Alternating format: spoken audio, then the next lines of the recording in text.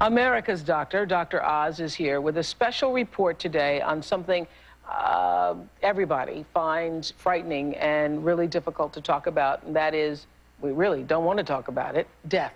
Death.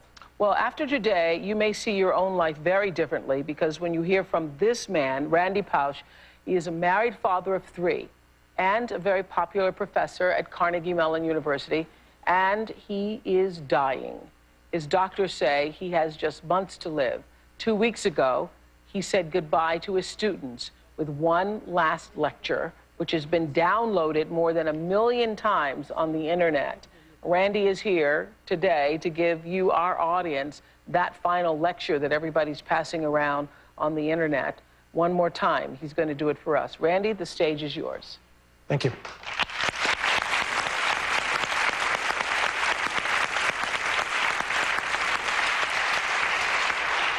So I'm reprising a talk that I gave in September at Carnegie Mellon University. There's an academic tradition called the last lecture. Hypothetically, if you knew you were going to die and you had one last lecture, what would you say to your students? Well, for me, there's an elephant in the room. And the elephant in the room is that for me, it wasn't hypothetical. I've been fighting pancreatic cancer. It has now come back after surgery, chemotherapy, and radiation. And the doctors tell me there's nothing more to do and I have months to live. These are my most recent CT scans. The pancreatic cancer has spread to my liver. There are approximately 12 tumors. I don't like this. I have 3 little kids. Let's be clear, this stinks. But I can't do anything about the fact that I'm going to die. I'm pursuing medical treatments, but I pretty much know how this movie's going to end. And I can't control the cards I'm dealt, just how I play the hands. Now, if I'm not morose enough for you, I'm sorry to disappoint, but I don't choose to be an object of pity. And in fact, although I'm going to die soon, I'm actually physically very strong. In fact, I'm probably physically stronger than most of the people in this audience.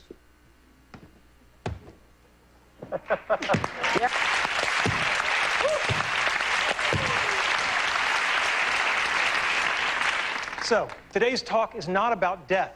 It's about life and how to live, specifically about childhood dreams and about how you can try to achieve them. My childhood dreams, your childhood dreams. As a child, I had an incredibly happy childhood. I went back and rated the photo album, and I couldn't find any places where I wasn't smiling, right? I just had a great childhood.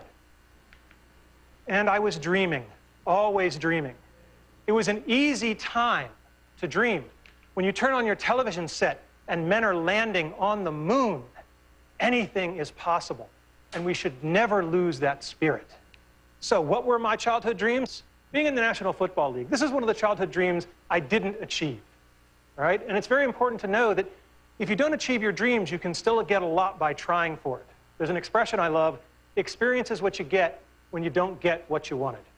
Now, I played Little League football for a long time, and I had a phenomenal coach, Coach Jim Graham, and he was old school.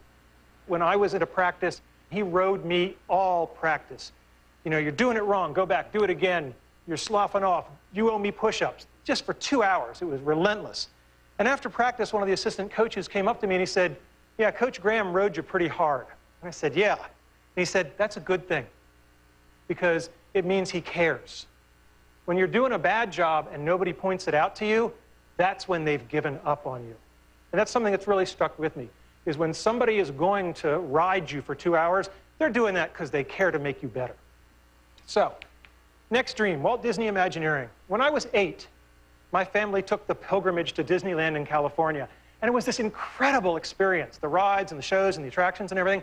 And I said, gosh, I'd like to make stuff like that when I get older.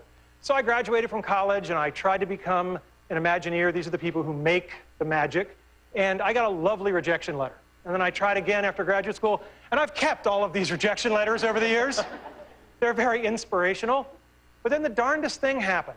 You know, I worked hard, and I became a junior faculty member, and I specialized in doing certain kinds of research. That's me. And I developed a skill that was valuable to Disney, and I got a chance to go there, and I was part of an Imagineering team, and we worked on something called Aladdin's Magic Carpet Ride, and it was incredibly cool. However, it took me over 15 years to do it, and lots of tries, and what I learned from that is that the brick walls that are in our way are there for a reason. They are not there to keep us out. They are there to give us a way to show how much we want it. you're going to have childhood dreams, I recommend you have good parents. I lucked out. I have great parents. This is my mother on her 70th birthday. I am the blur in the back. I have just been lapped. This is my father on his 80th birthday. There is this notion of have fun all the time. Have a sense of fun and wonder. That should never go away. All right? My dad, what an incredible guy. He fought in World War II. He was clearly part of the greatest generation. Sadly, my dad passed away a little over a year ago. And when my mother was going through his things, that was when she discovered that in World War II, he was awarded the Bronze Star for Valor. In 50 years of marriage, it had just never come up.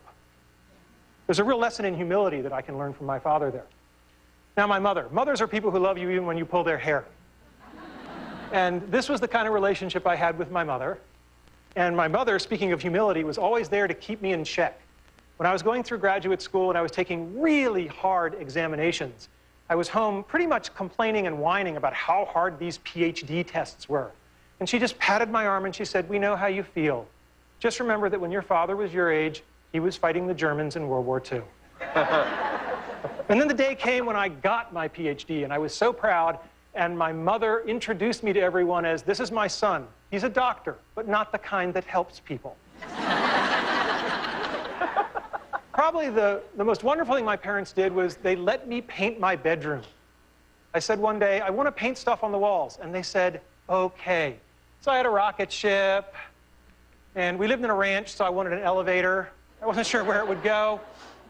And yeah, you can tell the nerds early, so that's the quadratic equation.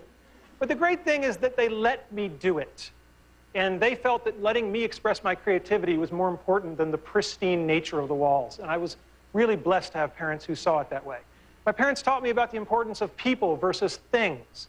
So when I got older and I bought my first car and I was so excited, I had this shiny new convertible. This is my niece and nephew, Christopher and Laura.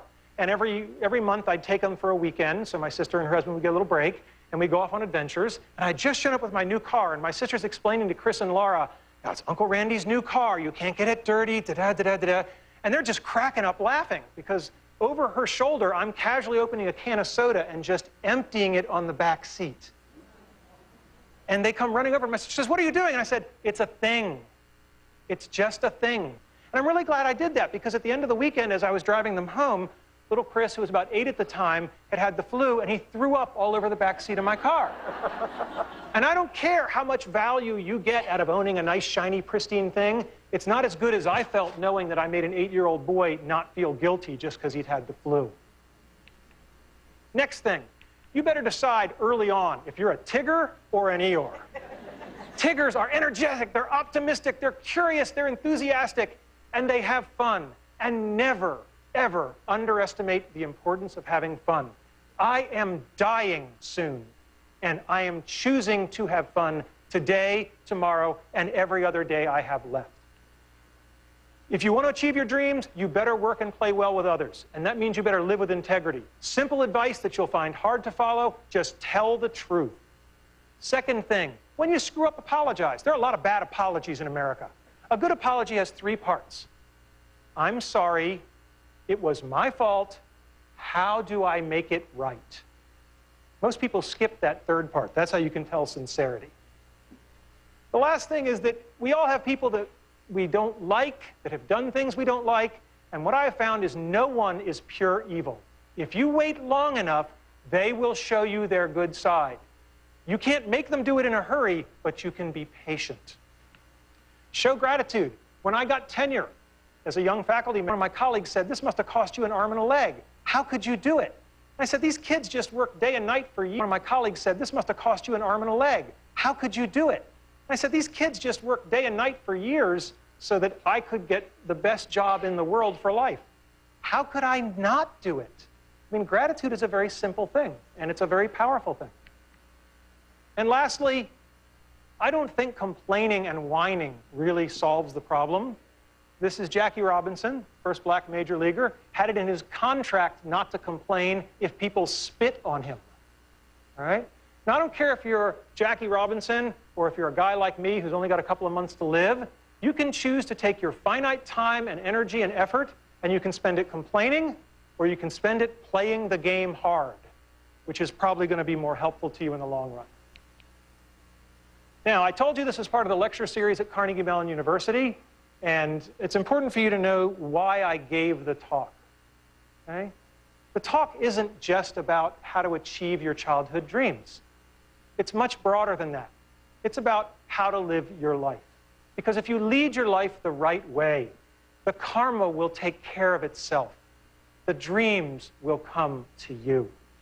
If you live properly, the dreams will come to you. I think it's great that so many people have benefited from this lecture, but the truth of the matter is that I didn't even really give it to the 400 people at Carnegie Mellon who came. I only wrote this lecture for 3 people. And when they're older, they'll watch it. Thank you.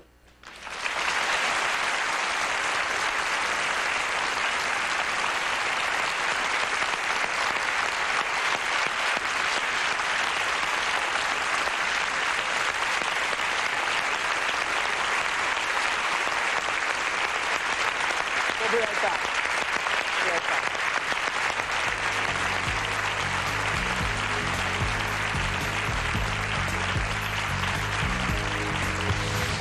When we come back, more with the man Dr. Oz says is one of the bravest he's ever met.